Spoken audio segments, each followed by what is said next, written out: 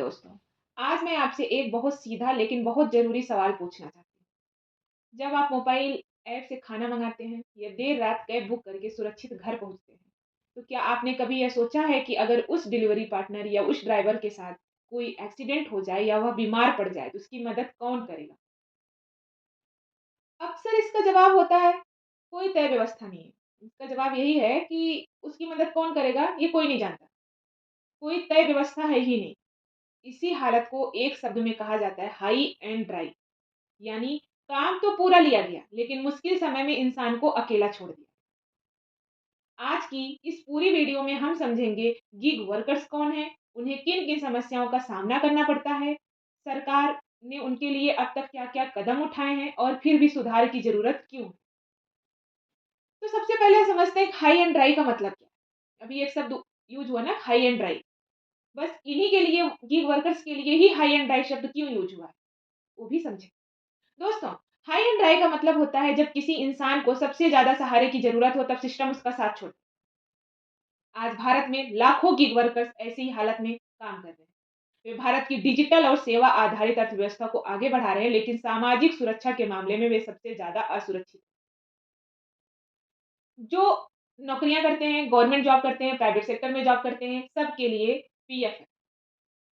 सबको सरकार सिक्योरिटी दे रखी है कि बीमारी में आप बीमा बीमा भी ले सकते हैं। यहाँ की जो प्राइवेट कंपनी है वो भी बीमा देती हैं अपने वर्कर्स को। लेकिन गिग वर्कर्स के लिए ऐसा कोई व्यवस्था नहीं है, क्योंकि अगर है भी तो वो समझ नहीं पाते, वो जान नहीं पाते, क्योंकि व्यवस्थाएं बहुत जटिल हैं। इसको आगे समझेंगे, जो व्यवस्थाएं हैं तो वो यूज क्यों नहीं। लेकिन सामाजिक सुरक्षा के मामले में सबसे ज्यादा सुरक्षित तो है ही। हर सेक्टर में उनका अपमान किया जाता है। लेट डिलीवरी लेट पहुंची तो भी बोला जाता है, कैब लेट आई तो भी बोला जाता है, कितनी बार तो बीच में ही कैंसिल कर दिया जाता है। बहुत सारी होती हैं ऐसी बातें जो उनको परेशान करती हैं, बट इसको पे कोई ध्यान नहीं देता। सरकार तक नहीं देती, आम इंसान क्या ही देता। अब देखते हैं गिग गिग वर्कर होते कौन है। गिग वर्कर वे लोग होते हैं जो किसी ऐप या डिजिटल प्लेटफॉर्म के जरिए काम करते हैं। जैसे आपके डिलीवरी पार्टनर हो गए, कैब और ऑटो ड्राइवर हो गए, फ्रीलांसर हो गए, और घर घर जाकर सेवा देना। अभी अर्बन कंपनी लेडीजों के मेकअप के लिए ब्यूटी पार्लर लेडीजों को जाने की जरूरत नहीं है, घर घर वर्कर काम कर रहे हैं। आजकल तो ऐसा भी सिस्टम हो गया कि अगर आपके यहाँ कोई मेहमान आ रहा है और आप सोचते हो कि हम उस मेहमान के साथ बैठ के टाइम स्पेंड करें, उससे बातें करें, किचन में क्यों ही घुसे रहे, तो आप ऐप के जरिए कुक को अपने घर बुलवाइए, 2-4 घंटे उससे काम लीजिए और उसको पेमेंट करिए। ऐसी व्यवस्थाएं हो गई हैं। ये सब गिग वर्कर की श्रेणी में आते हैं कि घर घर जाके सेवाएं देते हैं। इनका ना कोई अस्थायी नियोक्ता होता है, ना ये फिक्स सैलरी पाते हैं, और ना ही इनको कोई नौकरी की गारंटी होती है। अगर ऐप पर काम मिला तो बहुत अच्छा, नहीं मिला तो आमदनी रुक ही जाती है। देखते हैं कि गिग वर्कर की मुख्य समस्याएं क्या-क्या हैं। सबसे पहली समस्या यही है कि गिग वर्कर्स के पास हेल्थ इंश्योरेंस, दुर्घटना बीमा या पेंशन जैसी सुरक्षा लगभग नहीं होती। लगभग नहीं के बराबर ही होती है। अगर एक्सीडेंट हो जाए तो इलाज का पूरा खर्च उन्हें खुद उठाना पड़ता है। दूसरी बड़ी समस्या यह है कि डिजिटल प्लेटफॉर्म उन्हें कर्मचारी नहीं मानते। कंपनियां कहती हैं ये तो इंडिपेंडेंट वर्कर है, ये हमारे नहीं है, हमारे ऊपर डिपेंडेंट नहीं है। इस वजह से प्लेटफॉर्म, जो कंपनियां हैं, जो प्लेटफॉर्म उनको जॉब मुहैया कराई है, जहां पे वो जॉब करते हैं, जैसे जोमेटो एक प्लेटफॉर्म हो गया, स्विगी हो गई, आपका अर्बन कंपनी हो गई, बहुत सारे ऐसे प्लेटफॉर्म हैं। वे इसी वजह से सामाजिक सुरक्षा की जिम्मेदारी भी नहीं लेते अपने जिम्मेदार अपने कर्मचारियों, अपने वर्कर्स की, क्योंकि वो कह देते हैं कि ये इंडिपेंडेंट वर्कर्स हैं, हमारे वर्कर्स नहीं है। इनका मन जब तक है अपना काम करते हैं। और अगर वही प्राइवेट सेक्टर में कोई जॉब करता है या सरकारी जॉब जो करता है, तो उसको सरकार वालों को गवर्नमेंट उनको जिम्मेदारी ले लेती है, सिक्योरिटी देती है, और इधर कंपनियां जो होती है, जो अपने कॉर्पोरेट सेक्टर में काम करते हैं, उनकी कंपनियां उनको जिम्मेदारी लेती हैं। बट गिग वर्कर्स के केस में ऐसा कुछ नहीं। अब देखते हैं सरकार ने गिग वर्कर्स के लिए क्या-क्या कदम उठाए हैं। अब यह जानना बहुत ज़रूरी है कि सरकार ने इस समस्या को देखते हुए कुछ अहम कदम उठाए हैं। पहला कदम यही है कि code on social security 2020, code on social security 2020 में इसको लाया गया। इस कानून के जरिए गिग वर्कर्स और प्लेटफॉर्म वर्कर्स को पहली बार कानूनी पहचान दी गई। इस कानून में यह साफ कहा गया कि गिग वर्कर्स को सामाजिक सुरक्षा योजनाओं का लाभ मिलना चाहिए। यह एक बहुत बड़ा कदम है, लेकिन अभी इसका पूरा फायदा जमीन पर नहीं उतर पाया। अभी जमीनी स्तर तक सभी कर्मचारियों को इसका फायदा नहीं मिल पाया। दूसरा स्टेप सरकार ने लिया, ई श्रम पोर्टल। ई श्रम पोर्टल पर सरकार ने असंगठित क्षेत्र के गिग वर्कर्स का रजिस्ट्रेशन कराने के लिए इस पोर्टल को लिया कि असंगठित क्षेत्र में जो भी वर्कर्स काम करते हैं वे इस पोर्टल पर अपना रजिस्ट्रेशन करा सकते हैं। जो भी वर्कर्स गिग वर्कर्स इस प्लेटफॉर्म पे रजिस्टर कराएगा उसको एक यूनिक पहचान आईडी मिलती है और भविष्य में सरकारी योजनाओं से जुड़ने का उसका रास्ता खुल जाता है। उस आईडी के जरिए वो इन फ्यूचर सरकारी योजनाओं से जुड़ सकता है। थर्ड स्टेप सरकार ने लिया दुर्घटना बीमा योजना। सरकार ने गिग वर्कर्स को कुछ मौजूदा बीमा योजनाओं से जोड़ने की कोशिश भी की है। पहला है प्रधानमंत्री सुरक्षा बीमा योजना। इस योजना में कम प्रीमियम पर दुर्घटना बीमा दिया जाता है। इससे भी गिग वर्कर्स जुड़ सकते हैं। प्रधानमंत्री जीवन ज्योति बीमा योजना। यह योजना जीवन बीमा सुरक्षा प्रदान करती है जिससे परिवार को आर्थिक सहारा मिल सके। इससे भी गिग वर्कर्स से जुड़ सकते हैं।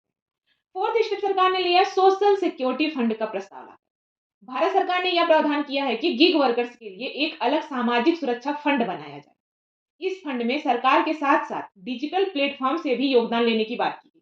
सरकार भी उसमें कुछ अपना योगदान देगी और डिजिटल प्लेटफॉर्म जिस पे गिग वर्कर्स काम कर रहे हैं वो भी उसमें योगदान दे। ये फंड बनेगा जो गिग वर्कर्स के लिए है।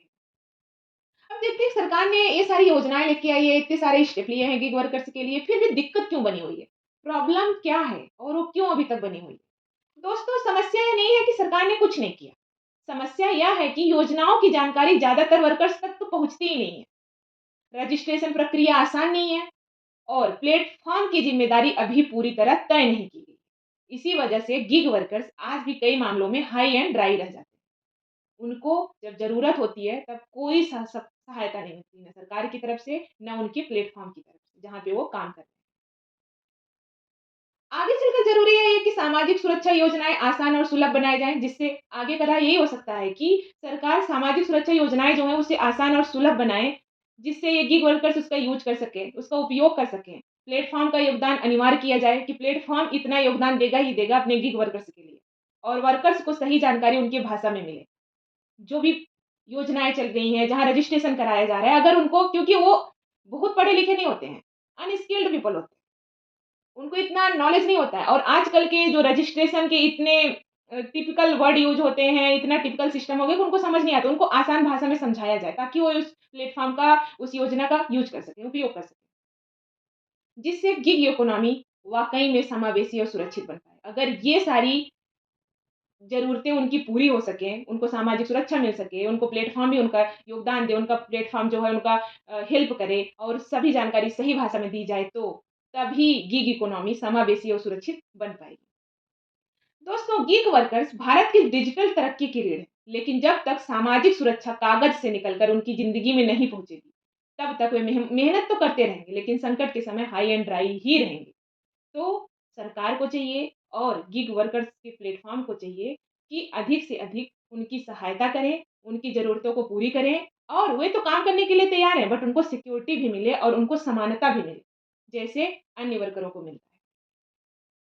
ओके दोस्तों, खत्म करते हैं इस वीडियो को, एंड करते हैं। अगर आपको ऐसी सरल भाषा में समझाई गई महत्वपूर्ण खबरें पसंद आती हैं, तो वीडियो को लाइक करें, चैनल को सब्सक्राइब करें और इसे ज़रूर शेयर करें। हर एक स्टूडेंट के लिए, हर एक चाहे वो स्कूल का स्टूडेंट हो, चाहे वो कॉम्पिटिटिव एग्ज़ाम की तैयारी कर रहा हो, क्योंकि ये बहुत इम्पोर्टेंट टॉपिक है जो कि एग्ज़ाम में पूछे जा सकते हैं। तो शेयर करें और कमेंट में ये बताएँ कि आपको कैसा समझ में आया, आपकी राय क्या है, सब कुछ कमेंट में लिखें। Thank you.